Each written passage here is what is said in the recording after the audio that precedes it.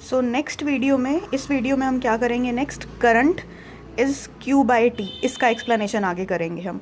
Current क्या है, I, Q is total charge and time is the, T is the time for which the charge is flowing in a particular area per unit time.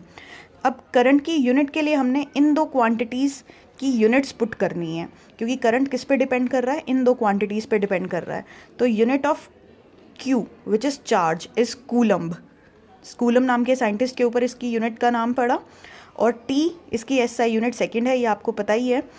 तो charge current की unit क्या होगी, coulomb per second, जिसको ampere नाम दिया गया by scientist Andre Marie ampere.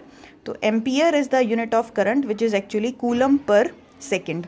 और अगर आपने 1 एम्पियर डिफाइन करना है तो इसको भी और इसको भी 1 पुट कर दो, दैट मेक्स अप 1 एम्पियर। तो 1 एम्पियर डिफाइन कैसे करेंगे, करंट 1 एम्पियर होगा, क्योंकि एम्पियर करंट की यूनिट है। तो current is said to be 1 ampere when 1 coulomb of charge flows from a particular area in 1 second. 1 second में अगर 1 कूलम जितना चार्ज फ्लो करता है तो करंट क्या कहते हैं हम, 1 एम्पियर। इसके बाद ये नेक्स्ट पैराग्राफ आप रीड करना, ये थ्योरेटिकल पैराग्राफ है, फिर इसकी नेक्स्ट वीडियो में नेक्स्ट टाइम अपलोड करूँगी।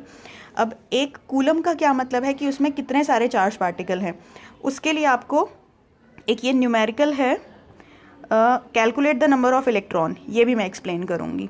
उससे पहले आप ये पूरा पैराग्राफ रीड करके रखना कि we know that an electron, ये आप लोगों ने 9th क्लास में भी पढ़ा हुआ है कि जो भी चार्ज पार्टिकल है उसके ऊपर एक्चुअली इतना चार्ज होता है, 1.6 × 10⁻⁻19 coulomb. This you must have read in class 9th in chapter 4, first question, comparison between electron, proton and neutron. वहाँ पे चार्जेस के, तीनों चार्जेस के कंपैरिजन में था ये वाला पॉइंट कि चार्ज कितना होता है हर पार्टिकल के ऊपर। तो अगर इलेक्ट्रॉन है तो हम इसके आगे नेगेटिव शो कर देते हैं साइन कि वो इलेक्ट्रॉनिक चार्ज है, और अगर प्रोटॉन होता है तो यहाँ पर हम पॉजिटिव साइन पुट कर देते हैं to show that it is a proton. तो मतलब एक इलेक्ट्रॉन पर, एक सिंगल इलेक्ट्रॉन पर इतना चार्ज होगा,